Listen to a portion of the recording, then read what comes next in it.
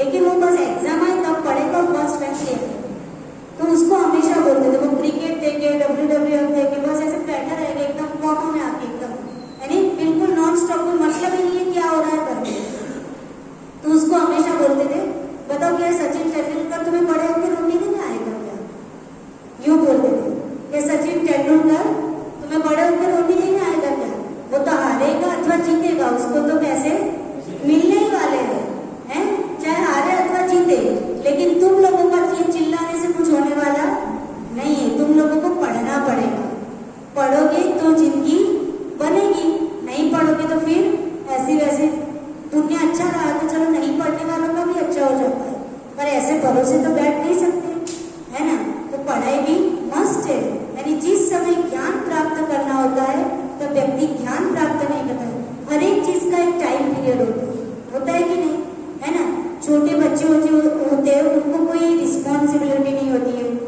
की कोई जवाबदारी होती है कि छोटे बच्चों को?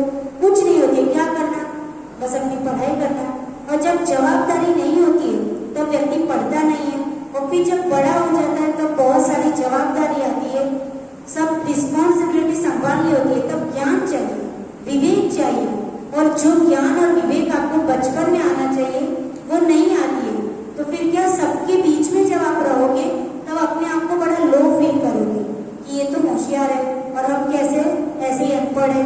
खुद ही बोलते रहते कि हम तो अनपढ़ है, हमसे कुछ बनता नहीं, हम बिजनेस करें तो क्या बनेगा, हमसे बोलना आता नहीं है, कस्टमर से कैसे बात की जाती है हमको आता नहीं है। तो जब बचपन में ज्ञान प्राप्त करने का, स्टडी करने का टाइम होता है तब हम मस्ती करते हैं, ठीक है। तो हमको ध्यान रखना चाहिए, पेरेंट्स की जवाबदारी होती है कि बच्चों को अच्छे से पढ़ाए, है ना। आजकल बच्चों के इंटरव्यू कम लिए जाते हैं, पहले अच्छी स्कूल्स में पेरेंट्स के इंटरव्यू लिए जाते हैं। यानी अच्छी स्कूल में पहले पेरेंट्स के इंटरव्यू होते हैं, यदि पेरेंट्स अच्छे हैं तो वो आंसर इंटरव्यू पास कर रहे हैं, उसके बाद उनके बच्चे का इंटरव्यू लिया जाए। कि जब पेरेंट्स ही पढ़े लिखे नहीं होंगे तो उनके बच्चों को क्या पढ़ेगा, और जब अपने बच्चों को नहीं पढ़ा पाएंगे तो उनकी स्कूल का रिजल्ट डाउन होगा। इसलिए बच्चों का इंटरव्यू बाद में, पहले पेरेंट्स का इंटरव्यू होगा। तो बच्चों को एक केयर होनी चाहिए, ये नहीं कि उनके नसीब में लिखा है वो हो जाएगा। नसीब किसको दिखता है? किसी को दिखता है क्या नसीब? किसी को भाग्य दिख रहा है कि आगे क्या होने वाला? नहीं। पुरुषार्थ अपने हाथ में है, भाग्य अपने हाथ में नहीं है। पुरुषार्थ से अपने अपने भाग्य को भी चेंज कर सकते हैं। ऐसा अभिमान भी नहीं होना चाहिए कि हम अपने पुरुषार्थ से भाग्य को चेंज करके ही रहेंगे, है ना। लेकिन ऐसी लो फीलिंग भी नहीं होनी चाहिए कि जैसा नसीब में लिखा होगा वैसा होगा। फिर तो साधु बनने की जरूरत क्या थी? जैसा नसीब में लिखा होगा वैसा होगा, तो फिर इस साधु बन के और श्रमण और श्रमणी बनने की जरूरत क्या थी? श्रमण और श्रमणी का मतलब क्या होता है?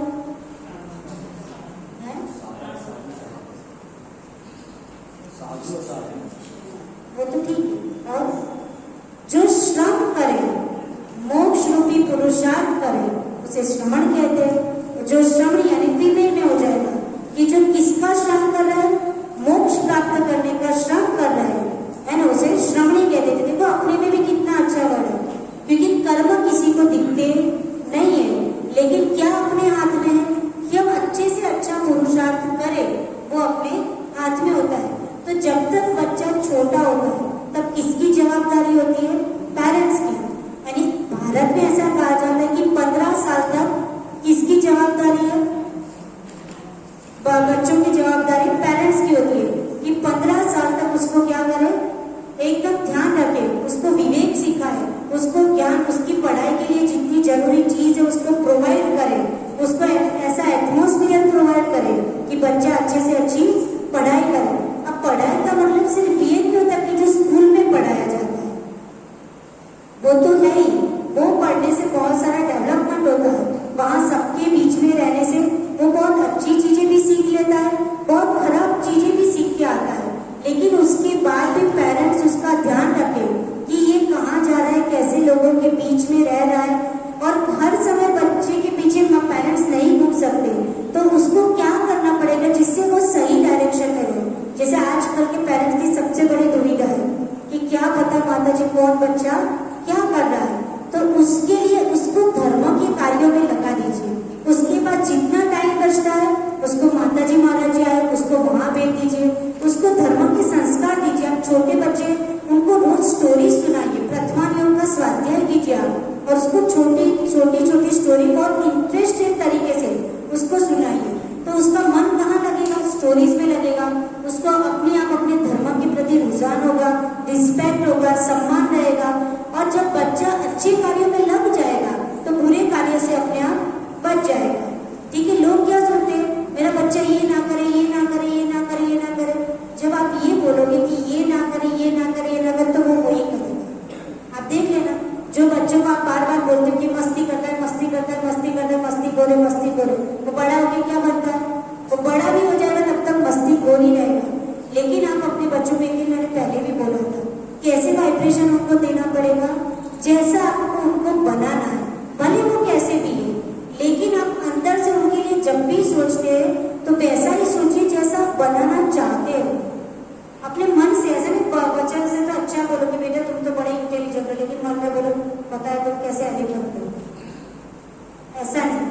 एकदम एक बहुत बड़ी साइकोलॉजी। आप मन से भी उसके लिए अच्छे विचार भेजिए, आपका विचार उसके लिए आशीर्वाद का काम करता है, क्योंकि वो आपके लिए पेरेंट्स मानता है कि मेरे मम्मी पापा है ना।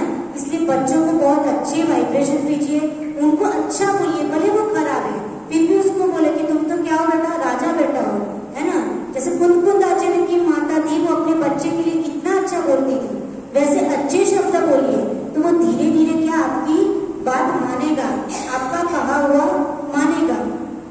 तो ये जो बच्चे का टाइम पीरियड होता है, जो चाइल्ड एज होती है, तो 15 साल तक भारत में भी ये सिचुएशन रहती है कि पेरेंट्स पूरी रिस्पॉन्सिबिलिटी रखते हैं, चाहे उसके जितने भी खर्चे हो या पढ़ाई का खर्चा हो, सारी रिस्पॉन्सिबिलिटी पेरेंट्स रखते हैं। 15 साल के बाद कोई बच्चे को स्कॉलरशिप मिल जाए अथवा कोई बच्चा काम में लग जाता है 16, 17, 18 ईयर्स के बाद, तो वो अपने पैरों पे खड़ा हो जाता है। लेकिन फॉरेन में तो ये सिस्टम है कि वहाँ 15 साल के बाद कंपल्सरी बच्चा अपने पैरों पे खड़ा हो जाता है, यानी 16 ईयर्स के बाद कोई पेरेंट्स वहाँ पे बच्चों पर रिस्ट्रिक्शन नहीं रखते हैं, यानी बच्चा खुद इतनी अपनी रिस्पॉन्सिबिलिटी समझता है 15 साल के बाद कि अब मुझे अपनी लाइफ अपने तरीके से जीनी है, मीन्स मुझे अब अपने पैरों पे खड़ा होना है। और वहाँ का संस्कृति ऐसी है कि 16 साल के बाद यदि पेरेंट्स उनकी रिस्पॉन्सिबिलिटी कर रहे हैं, उनका ध्यान रख रहे हैं, उनकी बहुत अच्छी केयर कर रहे हैं, तो बच्चा कंप्लेन करता है कि अब हमको अपने पैरों पे खड़ा होने दीजिए, मीन्स हमको अपनी तरीके से आगे जॉब में अथवा जो भी काम करने। यानी वहाँ के बच्चे क्या होते हैं, पार्ट टाइम जॉब करते हैं और 16 साल के बाद अपना खर्चा खुद उठाते हैं वहाँ के बच्चे। वहाँ 15 साल के बाद पेरेंट्स कुछ भी ध्यान नहीं रखते। और अपने यहाँ इंडिया में कितनी अच्छी संस्कृति है कि 15 साल के बाद क्या, वो 55 साल का भी हो जाए और आप अपने पिताजी जीवित हो तो क्या उनको चिंता रहती है ना। उसको बड़ा करेंगे, उसकी शादी करेंगे, उनके पोते आएंगे, उनको एक नया घर ला के देंगे, उनके बिजनेस में सेटल हो जाएंगे, है ना। तब तक पूरी चिंता पेरेंट्स को लगी रहती है। ये अपनी भारतीय संस्कृति की विशेषता है कि आपस में क्या है, संवेदनशीलता है, आपस में एक दूसरे के लिए लागणी के बाग है। लेकिन वहाँ पे ऐसा नहीं होता है। 15 साल के बाद तुम कौन और मैं कौन, मीन्स वहाँ पे पेरेंट्स के लिए जो रिस्पेक्ट लेवल होना चाहिए वो कई लोगों का होता है, कई लोगों का नहीं होता है। और फिर उसके बाद पेरेंट्स को पता ही नहीं है बच्चा कहाँ जॉब कर रहा है, क्या कर रहा है, घर आया तो ठीक, उसकी दूसरी लाइफ स्टार्ट हो गई तो ठीक, है ना। कितनी शादियाँ होती है उसका कोई ठिकाना नहीं, कितने अफेयर चल रहे हैं कोई ठिकाना नहीं, बस लाइफ चल रही है। और वो पेरेंट्स जब तक अपना कर रहे हैं तब तक ठीक है, नहीं तो फिर वो कहाँ चले जाते हैं, वृद्धाश्रम में वहाँ पे एडमिशन ले लेते हैं। तो वहाँ की जिंदगी ऐसी है। लेकिन अपन देखते हैं कि वहाँ के संस्कार धीरे धीरे यहाँ कॉपी पेस्ट हो रहे हैं, ठीक है। तो अच्छी बातों की कॉपी पेस्ट करना तो अच्छी बात है, लेकिन बुरी बातें अपन जल्दी कॉपी पेस्ट करने लगते हैं। यानी वहाँ पे जैसे इंडिया में होता है, भारत में, कि बोलते मेरा बच्चा किस में पढ़ता है, कॉन्वेंट स्कूल में, बोले एकदम प्राउड से बोलते हैं कि मेरा बच्चा एकदम कॉन्वेंट स्कूल में पढ़ता है। खुशी मनाते हैं अपने यहाँ कि भाई अच्छी कॉलेज स्कूल कहलाती है, वो गवर्नमेंट स्कूल में नहीं पढ़ता है, वो इंग्लिश मीडियम में कॉन्वेंट स्कूल में पढ़ता है। आपको पता है फॉरेन में कॉन्वेंट स्कूल किसे कहा जाता है, वहाँ पे कौन से बच्चे पढ़ते हैं। यहाँ पे अच्छे बच्चे, यानी जो बच्चे पढ़ते हैं वो अच्छे माने जाते हैं, उनको एक अच्छे स्टैंडर्ड के साथ देखा जाता है। लेकिन फॉरेन की जो कॉन्वेंट शब्द वहाँ से ही आया है, वहाँ का ही क्या बोलते हैं संस्कृति, वहाँ का ही कल्चर यहाँ पर ट्रांसफर हुआ है ना। कॉन्वेंट स्कूल वो इंडिया के नहीं थे, वो वहाँ के क्रिश्चियन स्कूल को ही कहा जाता है। वहाँ पे जो बच्चे बिल्कुल लावारिस होते हैं, जिनके पेरेंट्स नहीं होते हैं, अथवा जिनके पेरेंट्स ने बच्चों को छोड़ दिया है रास्ते पर जन्म दे करके, उनको गवर्नमेंट बड़ा करती है, अथवा किसी व्यक्ति ने बड़ा कर दिया थोड़ा बहुत, अथवा अपने नसीब से भीख मांग मांग के इधर उधर से बड़े हुए, ऐसे लावारिस असहाय बच्चे जहाँ पे स्टडी करते हैं उसको वहाँ पे कॉन्वेंट स्कूल बोला जाता है। अब भारत के लोग बड़ा प्राउड करते हैं कि हम वहाँ पे पढ़ते हैं। तो ऐसे ही क्या हुआ कि भारत का व्यक्ति था, उसने अपने बच्चे को फॉरेन भेजा पढ़ने के लिए। तो उनके मन में वही था कि भाई ये स्कूल का स्टैंडर्ड बहुत अच्छा है, तो उसने वहाँ पे भी कहाँ पे उसका एडमिशन करवाया, कॉन्वेंट स्कूल में। अब आप वही समझते थे कि अच्छा कहा जाता है। अब थोड़े टाइम के बाद स्कूल में एडमिशन करा के चले गए। थोड़े साल के बाद पेरेंट्स जब बच्चे को मिले हैं तो उसको बड़ी खुशी थी कि सबको बोल दिया मेरे पापा अब कल आएंगे, परसों आएंगे। ऐसे खुशी था उसको, 10 दिन पहले से बड़ा खुशी में होगा, सबको बोलता रहा। तो सब बच्चे उसको देख रहे थे, बोले तुम जानते हो क्या तुम्हारे पापा को कौन है? तो उसको बड़ा आश्चर्य लगा। बोले ऑब्वियसली मैं अपने पापा को जानता हूँ कौन है। बोले तुमने देखा है तुम्हारे पापा को? कौन से तुम्हारे पापा? तो उसने बोला कैसी बातें करते, देखा है हमने अपने पापा को। तो उसके पापा आए तो उसने बच्चे को बड़ा खराब लगा। बोले हमने तो अपने पापा को कभी नहीं देखा, कौन हमारी मम्मी और कौन हमारे पापा, हमको कुछ नहीं पता कौन मम्मी पापा है। तुम्हारे पापा जिंदा है क्या? तुम्हें पता है कहाँ रहते हैं? यानी जो बच्चों के अंदर की भावना है कि कभी बेचारों ने कहीं प्यार नहीं मिला, प्रेम नहीं मिला, जो माता पिता की हूंफ उनको मिलनी चाहिए वो कभी नहीं मिली। तो बच्चे आपस में ऐसा डिस्कशन करने लगे। तो जब वो यहाँ इंडिया का व्यक्ति, जो भारत के जो पिताजी यहाँ से गए थे, तो वो बच्चे ने मिला तो बड़ा खुश हो गया, जैसे गले से मिल गया। तो सारे बच्चे देखने लगे, अरे अपन तो आज तक किसी ने अपने को गले से नहीं लगाया है ना, वैसे बिल्कुल चढ़ गया उनके ऊपर। तो बड़े उनको आश्चर्य लगने लगा। फिर उस बच्चे ने अपने पापा को बोला कि इन लोगों की तो कोई मम्मी पापा ही नहीं है। बोले ये तुम हमसे पूछ रहे थे कि तुम अपने पापा को जानते हो, इन लोगों ने कभी अपने मम्मी पापा को नहीं देखे। तब उसके पापा को समझ में आया कि अच्छा ये सब वो बच्चे हैं जिनके कोई पेरेंट्स नहीं है, लावारिस। और मैंने अपने बच्चों को उन बच्चों के बीच में कि बड़ा स्टैंडर्ड स्कूल है ये समझ के भारत से विदेश और विदेश में भी वो स्कूल में एडमिशन करा। तो उसके पापा को बड़ा आश्चर्य लगने लगा। ये उसके पापा को आंख में से आंसू आ गए कि बेचारे ये बच्चों ने कभी अपने पेरेंट्स को नहीं देखा, ऐसी कंडीशन। तो फिर उसने पापा ने बोल दिया कि मैं तुम्हारा पापा हूँ। उसके पापा को आंख में आंसू आ गए कि बेचारे बच्चों की क्या जिंदगी है। तो उसने पापा को सारे बच्चों को क्या बोले, सब खड़े हो बैठे आजू बाजू में आके। तो बोले मैं ही तुम्हारा पापा हूँ, तुमको पता नहीं है मैं तुम लोगों का क्या हूँ, पापा हूँ। तो बच्चों को तो अच्छा लगा, चलो बोले हम लोग खेलते हैं, है ना। फिर उनके लिए बहुत सारे खिलौने लेके आए, वो बच्चों के साथ थोड़ा टाइम व्यतीत किया। तो बच्चों को जिंदगी में पहली बार लगा कि कोई हमसे प्यार से बोला, कोई अच्छे से बात की। तो सोच लीजिए विदेशों में ये हाल। तो अपनी संस्कृति है वो बहुत ही अच्छी है। अपने को दूर से कहते हैं ना, दूर से देखो, गुजराती में कहावत है, दूर ना डूंगर रनिया मणि, है ना। आप लोग क्या बोलते हो? दूर के ढोल सुहावने। हाँ, वह गुजराती में कहावत है, दूर ना डूंगर रनिया मणि। डूंगर यानी पर्वत को दूर से देखोगे बहुत तो बहुत अच्छा दिखेगा, लेकिन जब चढ़ोगे तब पता चलेगा कितना अच्छा है ना। वैसे तो अपने को दूर से सब अच्छा लगता है कि मॉडर्निज्म है, बहुत अच्छा है, वहाँ का एकदम स्टैंडर्ड लेवल है। पर अच्छा क्या है? भारत है। यानी हम लोगों के कॉलेज में अरहंती शाह करके एक लड़की पढ़ती थी, श्वेता बच्चन। तो वो उसके पापा का बैंक में बहुत अच्छी पोस्ट पर थे। तो उसके पापा का फॉरेन ट्रांसफर हो गया अमेरिका में। तो फिर बच्चे क्या करेंगे? तो बच्चे और उनकी वाइफ और सब लोग फॉरेन चले गए। तो फॉरेन चले गए तो वो 11th में थी तब। तो उसने वहाँ पे पढ़ना स्टार्ट किया। यहाँ गुजराती मीडियम में पढ़ती थी, अब वहाँ पे इंग्लिश मीडियम पढ़ना पड़ेगा। तो 11th 12th उसने वहाँ पे किया। तो वहाँ पे किया तो उसने देखा कि बस पूरे दिन पढ़ते रहो, फिर एग्जाम देते रहो और आ गए। वहाँ पे कोई फेस्टिवल तो अपने जैसे सेलिब्रेट होते नहीं है। अब वो रहती थी बिल्कुल श्वेतांबर समाज के बीचों बीच, जहाँ हमेशा उनके इतने 100 साधु रहते थे, हमेशा फंक्शन एकदम हाई लेवल पे होते रहते थे, लोग मिलते जुलते थे। वहाँ कोई नहीं मिलता था। वो तो परेशान हो गए वहाँ पे, ये क्या मजा आता है। मैंने कोई फेस्टिवल ही सेलिब्रेट नहीं करते, बस साल में एक वो 25 से 30 तारीख तक कर लिया, बाकी कोई मतलब ही नहीं है, तो सेलिब्रेशन ही नहीं होते। फिर नसीब थी उसके पापा का फिर से इंडिया भारत ट्रांसफर हो गया। तो आई तो फिर उसका कॉलेज में एडमिशन हुआ। तो वो हम लोगों की कॉलेज में उसका एडमिशन हुआ। तब उसने बताया तो वो बोली कि मैंने 11th 12th थोड़ी उसकी लैंग्वेज भी चेंज हो गई थी, इंग्लिश उसको बहुत अच्छी इंग्लिश बोलती थी, उसकी पर्सनालिटी भी काफ़ी चेंज हो गई थी।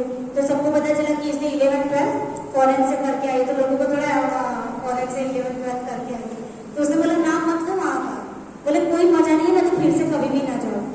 बोले कोई त्यौहार ही मतलब कोई सेलिब्रेट ही नहीं करते ना, पर्यूषण बस 18 दिन कर लिया, उसमें भी अपने भारत जैसी थोड़ी मजा आती है। बोले कोई सेलिब्रेशन ही नहीं है वहाँ पर, बस बैठे रहो घर में 4 दीवारों के बीच में, बिल्कुल मजा नहीं है। बोले मैं तो कभी ना जाऊँ, यहाँ कितनी मजा आती है, यहाँ ही अच्छा लगता है। तो भारत की संस्कृति जो हम लोग को दूर से अच्छा लगता है वो वहाँ पे नहीं है। अपने यहाँ आपस में लोग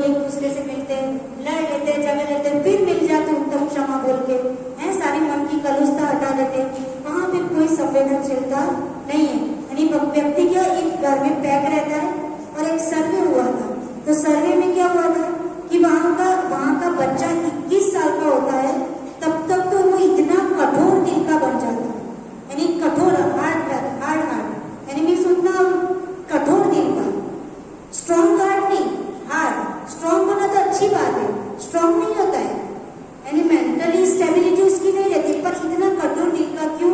क्योंकि बचपन से, जैसे एक सर्वे है, बहुत पुराना सर्वे, अभी तो और खराब हो गई होगी कंडीशन, कि 3 साल से लगभग बच्चा समझने लगता है बहुत सारी बातें। तो 3 साल से क्या 1.5 साल का बच्चा भी मोबाइल चला है ना, तो वो टीवी के सामने बैठे बैठे जब 21 साल का होता है, तब तक लगभग सीन देखते देखते सर्वे हुआ था कि 21,000 वो ब्लड मर्डर केस देख लेता है, यानी खून होता हुआ देख लेता है। कितने देखता है? लगभग 21,000 मर्डर होते हुए व्यक्ति, यानी बच्चा 3 साल से 21 साल में देख लेता है। जितने रेप केसेस होते हैं वो जो वहां पे टीवी में दिखाई जाते हैं, वो लगभग कितने 72,000 इतने रेप केसेस वो टीवी में देख लेता है। ये सब देखते देखते वो इतना कठोर दिल हो जाता है कि उसके लिए कोई गन चलाना अथवा किसी के लिए चाकू चलाना, ये उसके लिए क्या हो जाता है? कॉमन हो जाता है, मीन्स उसके लिए कोई बड़ी बात नहीं लगती, क्योंकि उसने क्या वैसे सीरियल्स, वैसी मूवीज, वैसे ही सीन देखे, और वहाँ पेरेंट्स का इतना तो इन्वॉल्वमेंट रहता नहीं है ना, ना गुरु और वो सब, तो वहाँ कुछ होता ही नहीं। जब 21 साल का होता है, उसके सामने यदि कोई गुस्से में आ गया और उसके लिए उसके हाथ में वहाँ लाइसेंस भी मिल जाता है, उसके लिए गन चलाने कोई बड़ी बात नहीं है, मीन्स आराम से वो मर्डर कर लेता है, क्योंकि ऐसे ऐसे सीन उसने सीरियल्स में, टीवी में, मूवी में देखे हैं। तो अपने को लगता है कि क्राइम सीरियल्स देखने से क्या नुकसान है, पर ऐसे ऐसे सीन आपके मन में होश सेव होते जाते हैं, और फिर कोई ऐसी परिस्थिति अपने सामने पड़े होकर आ जाती है, तो अपने भी हाथ में चाकू होता है तो काम सामने वाले में, जैसे आज अभी भी हम लोग इलाहाबाद में मतलब एक केस हुआ था 1 साल पहले, वो बैंगलोर में किसी एक लड़की ने अपने छोटी बच्ची थी, लगभग 13 ईयर्स ओल्ड, उसने अपने पापा का बिल्कुल मर्डर कर दिया, और जैन थी, सी वॉज जैन। तो ये ऐसा दिमाग कैसे होता है? यानी उसने अपने फ्रेंड के साथ मिलकर अपने पापा का पूरा मर्डर, और उसके बाद जो काम तमाम किया जाता है, सारे सबूत मिटाए जाते हैं, वो तक उसने मिटाने की कोशिश की। इतना दिमाग, इतनी बुद्धि कहाँ चलने लगी? यानी अपन सोचे अपन 13 और 15 साल में कितने बुद्धू थे, एक साइड से देखे तो इतना कोई है, नॉर्मल बातों में भी इतना दिमाग नहीं चलता होगा जो आजकल के बच्चों में देख देख के चलने लगा है। तो ये गलत है, इसलिए बच्चों को हमेशा अच्छे से दिखाइए।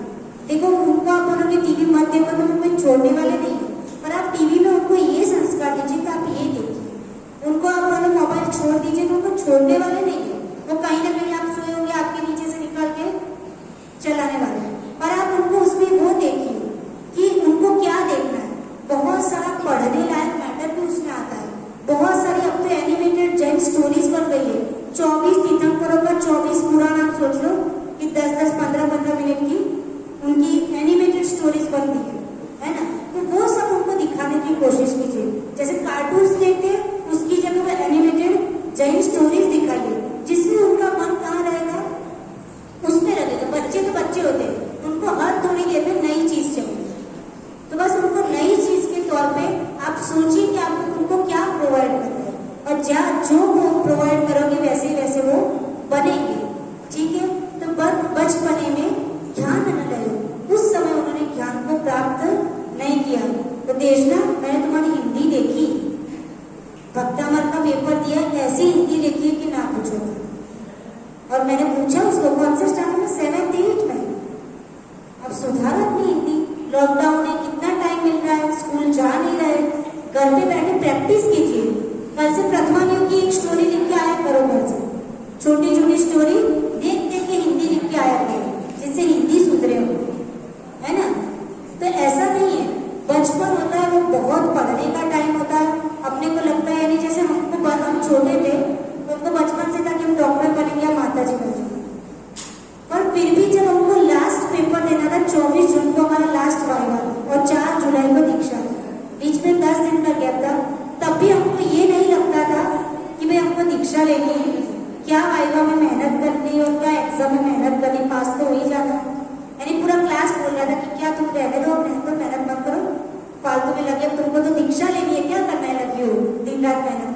और लगता ही नहीं था कि दीक्षा है 10 दिन बाद, तो है 10 दिन बाद दीक्षा।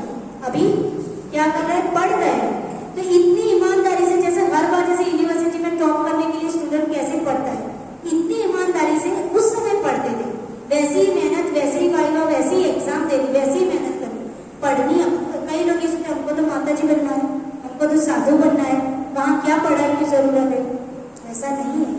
यहाँ पे आपके पास यदि लौकिक नॉलेज भी होगा तो आप अपने धर्म के कॉन्सेप्ट को बहुत अच्छे से समझ पाओगे, बहुत अच्छा साइंटिफिकली समझ पाओगे और साइंटिफिकली सबके सामने प्रेजेंट कर पाओगे। बहुत सारा करना भी उनका सब्जेक्ट ऐसा है, यदि आप पढ़े लिखे नहीं होगे तो आप उसको नहीं समझ पाओगे। तो ये मत समझो कि लौकिक एजुकेशन की जरूरत नहीं है। बस लौकिक एजुकेशन के साथ जो लौकिक लोगों की न्यूसेंस अपने में ना आ जाए, उसका ध्यान रखते हुए हम एजुकेशन को अच्छी तरह से, इस अपन एजुकेशन लेना अच्छी बात है। यदि एजुकेटेड समाज होगा तो लोगों की मेंटालिटी भी अच्छी होगी, नहीं तो नैरो माइंडेड है, छोटी छोटी बात में शंका करना है, नैरो मेंटालिटी होगी।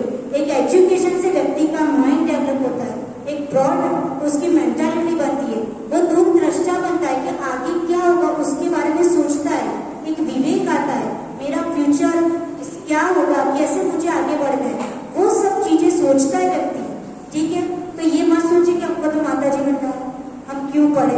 अच्छे से अच्छा पढ़िए, इतना अच्छा पढ़िए कि अपने जैनिज्म को बहुत अच्छे टॉप लेवल पे आप उसको एक्सप्लेन कर पाओ, क्योंकि आपने पढ़ाई की होगी तो आपके पास बहुत सारे एक्सपीरियंस होंगे, अनुभव होंगे। उस अनुभव का यहाँ पे यूज करने की एक ललक होनी चाहिए। जैसे अपने एक आचार्य वैज्ञानिक धर्माचार्य कनक नंदी जी महाराज है ना, नाम सुना होगा। यहाँ इस साइड आते नहीं, वो राजस्थान के छोटे छोटे गांव में रहते हैं, बिल्कुल छोटे छोटे गांव में, और वहां रहते इतना अपने पूरे दिन जैनिज्म को साइंटिफिकली इतना पूरे दिन लिखते रहते। तो वो बहुत अच्छी, पहले उन्होंने बहुत अच्छा उनका एजुकेशन था, उनको कोई आर्मी में भी जाना था तो आर्मी में नहीं जा पाए, और वो नॉन जैन थे, और उसके बाद भी उन्होंने जैन धर्म में दीक्षा ली, क्षत्रिय थे और यहाँ पे दीक्षा ली, और इतना अच्छा जैनिज्म को स्टडी करके, यानी कोई कहता है, हमको आचार्य ने बताया कि उन्होंने दीक्षा, आचार्य कुंथू सागर महाराज जी से उन्होंने दीक्षा ली थी, और लगभग 6 महीने के अंदर उन्होंने धवला महाधवला सारे ग्रंथ पढ़ लिए थे, यानी सारे ग्रंथ का स्वाध्याय उन्होंने कर दिया था 6 महीने के अंदर। सोचो, नॉन जैन व्यक्ति है ना, और उसका स्कूलिंग, उनका स्कूलिंग एजुकेशन अच्छा था, और एक ललक थी कि अब हमको जैनिज्म को स्टडी करना है। 6 महीने के अंदर उन्होंने धवला ग्रंथ पढ़ लिया, यानी स्वाध्याय कर लिया। तो ये होता है, तो एजुकेशन मस्ट है। बच्चों को सारा ज्ञान दीजिए, धर्म के संस्कार बचपन से दीजिए, ये आपकी रिस्पॉन्सिबिलिटी है। यदि धर्म के संस्कार अपन आते तो अपने साथ अपने बच्चों को भी लेके आओ। थोड़ा डर भी दिखाना पड़ता है कि नहीं आओगे तो ऐसा होगा, जैसे और चीजों में डर दिखा देते, यहाँ अपन खुद ना, अपन अपने आजू बाजू वाले बच्चे को भी इंस्पायर करें कि एटलीस्ट वो सत्संगति में रहेंगे तो बुरे से अपने आप बच जाएंगे। बाकी आप उनको बुरे से बचाना ऐसा एटमोस्फियर नहीं है, उनको अच्छे कार्यों में लगा दो तो अपने आप बुरे कार्यों से बच जाएंगे। तो बाल बने में ध्यान न लगे, तरुण समय तरुणी रत रहे। जब यज्ञ जाए तो उन्होंने क्या कर लिया, अपना सारा टाइम कि भाई यही तो युवानी है, यही तो जवानी है, अब इसमें हमको मौज मस्ती करने का टाइम पीरियड है, ठीक है, तो उसी में ही मस्त रहा। यानी बचपन में क्या करना था, ज्ञान प्राप्त करना था, वो नहीं किया। जब बड़े हो गए तब रिस्पॉन्सिबिलिटी आई तो रिस्पॉन्सिबिलिटी पे ध्यान नहीं दिया, और क्या किया कि अपने वाइफ में ही मस्त है, बस यही मेरी जिंदगी है, उसी में उसकी जिंदगी। अब ये थोड़ी कोई धर्म करने की एज है, ये तो घूमने फिरने की एज है, ये तो यहाँ घूमने की एज है, वहां घूमने की एज है। पर ये करते करते उसकी पूरी जवानी भी खत्म हो गई। उस समय उसमें ज्ञान था, ताकत थी, शरीर में ताकत थी, जोश होता है जवानी में, पढ़ने में दिमाग चलता है, पर वो किसी में भी उसका धर्म में उसकी रुचि नहीं रही, बस जवानी में मदहोश है, कुछ भी उसको ज्ञान नहीं है। तो तरुण समय तरुणी रत रहो, अर्थ मृतक सम बुढ़ापन, अर्थ मृतक सम बुढ़ापन, यानी जब बुजुर्ग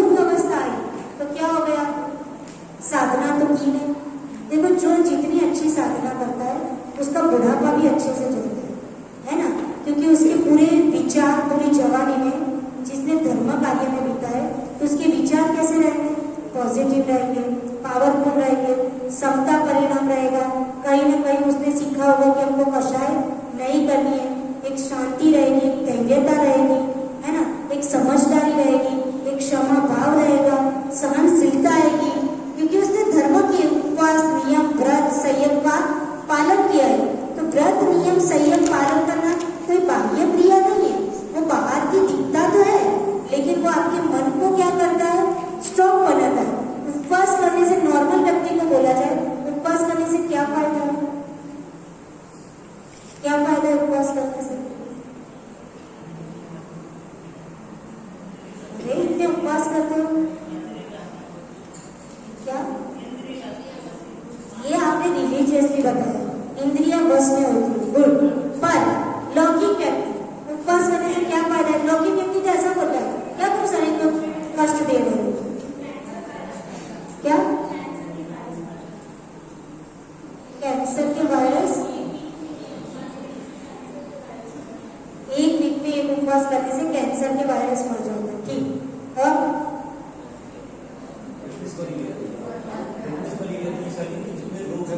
शरीर की फिटनेस बनी रहती है और वेरी गुड, आत्मबल बढ़ता है। मेन आंसर क्या है? विल पावर अपना स्ट्रॉन्ग होता है। एक बार क्या हुआ, हमारे ऊपर एक रहते थे इंजीनियर थे, यानी समझो सीनियर इंजीनियर थे।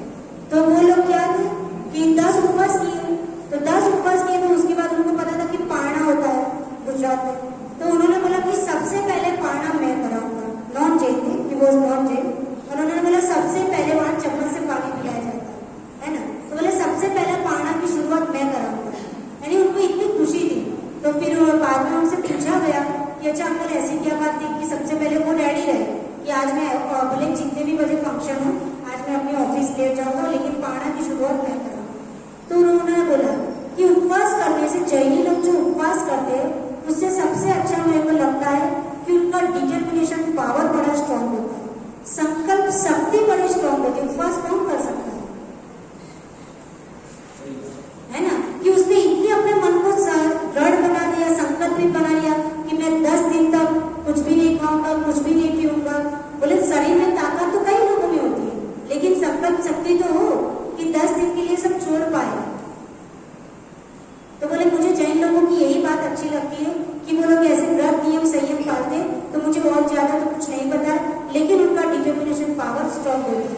तो कल जाके लाइफ में कोई परिस्थिति आती है, कोई प्रॉब्लम आती है, कुछ छूट भी जाता है तो उनके मन में शांति रहती है क्योंकि उनकी संकल्प शक्ति मजबूत रहती है। सोचो नॉन जैन लोग भी कितना ऑब्जर्व करते हैं और अपन उपवास करते हुए भी पता नहीं हम क्यों उपवास कर रहे, बस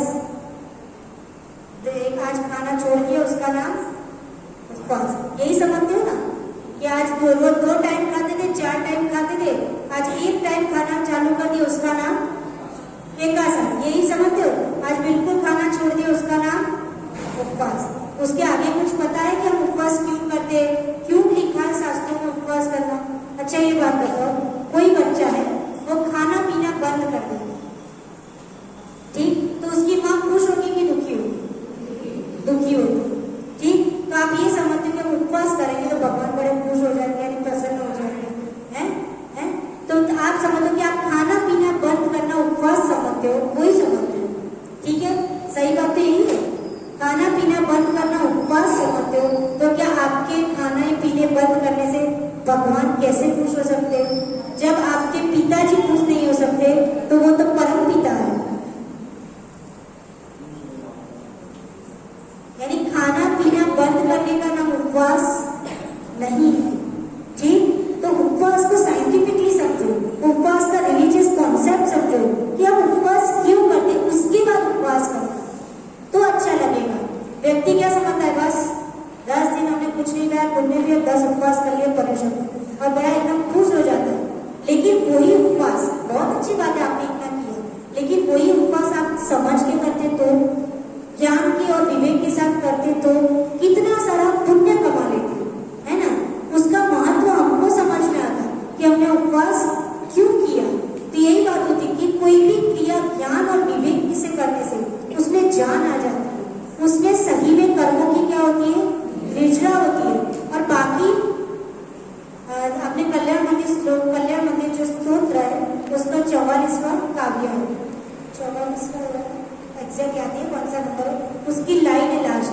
यस्मात् क्रिया प्रतिपदन्ति न भाव शून्य। ठीक है, जो क्रिया भाव शून्य होती है उसका कोई भी फल नहीं मिलता है। क्रिया सब कर लो। ठीक है, अभव्य जीव भी बताते हैं, लिखा है शास्त्र में कि अभव्य जीव भी क्या इतनी बार दीक्षा ले लेता है, इतनी बार दीक्षा ले लेता है, फिर भी उसका मोक्ष नहीं हो पाता है। क्यों? क्योंकि ज्ञान के साथ क्रिया नहीं होती है, तो बस हो रहा है, जिंदगी निकल रही है और अपने आप को अंदर से खुशी होती है कि हमने बहुत कुछ कर लिया। लेकिन वही व्यक्ति ज्ञान के साथ आगे चढ़ा में और एक लाइन आई है 6 स्टार में कि ज्ञान के साथ जो व्यक्ति क्रिया करता है तो अज्ञानी जीव वर्षों तक तपस्या करके नहीं कर सकता कर्मों की निष्ठा, वो ज्ञानी जीव क्षण भर में कर्मों को नष्ट कर देता है। इसलिए हम अकेली क्रियाओं को ना दोहराएं, क्रियाओं के साथ उसका लॉजिक समझे कि हम उपवास क्यों कर रहे हैं, हम पूजा कर रहे हैं तो क्यों कर रहे हैं, हम अभिषेक कर रहे हैं तो क्यों कर रहे हैं, हम क्लास में स्वाध्याय कर रहे हैं तो क्यों कर रहे हैं। जब बाय वाला आंसर मिल जाएगा तब आपकी क्रिया करने की स्टाइल क्या हो जाएगी, चेंज हो जाएगी, उसमें भाव और लगने लगेंगे, मन और लगने लगेगा, है ना। इसलिए ज्ञान के साथ ज्ञान बहुत जरूरी है, स्वाध्याय बहुत जरूरी है। जैसे हम लोग भी स्वाध्याय करते हैं, जैसे हमने दीक्षा ली, अब 10 साल में जितना जितना स्वाध्याय किया और अभी भी रोज करते, रोज क्रियाओं में अंतर आता है। पता, जैसे कोई अच्छी बात मिल गई स्वाध्याय में, ये अच्छी बात होती है, लेकिन कोई ऐसी बात मिल गई तुरंत अपनी क्रियाओं में क्या आता है और निखार आता है। और मैंने हमेशा स्टूडेंट बन के रहना चाहिए, और स्टूडेंट बन के स्वाध्याय करते रहने से अपनी क्रियाएं क्या होती है और निर्मल होती है और भाव में विशुद्धि आती है। ठीक है, तो अपन कल और समझेंगे, अभी इसमें इतना ही रहने दे। बड़ा अच्छा लाइन है ये, 4 लाइन जिसने समझ ली उसने अपनी मनुष्य गति को सुधार ली। ये 4 लाइन ही समझने लायक है। जिस टाइम पे जो काम करना होता है वो जरूर करना चाहिए। उस टाइम को यदि हमने गवा दिया, है ना, फिर उसके बाद अपने हाथ में पछतावा के अलावा कुछ नहीं आएगा। जब चिड़िया चुग गई थी कि फिर होवत क्या, अब फिर कोई नहीं है ना, तो अब बचता है क्या, होवत है। अच्छा नहीं, जो कल करना वह आज करो, जो आज करो सो अब कर लो।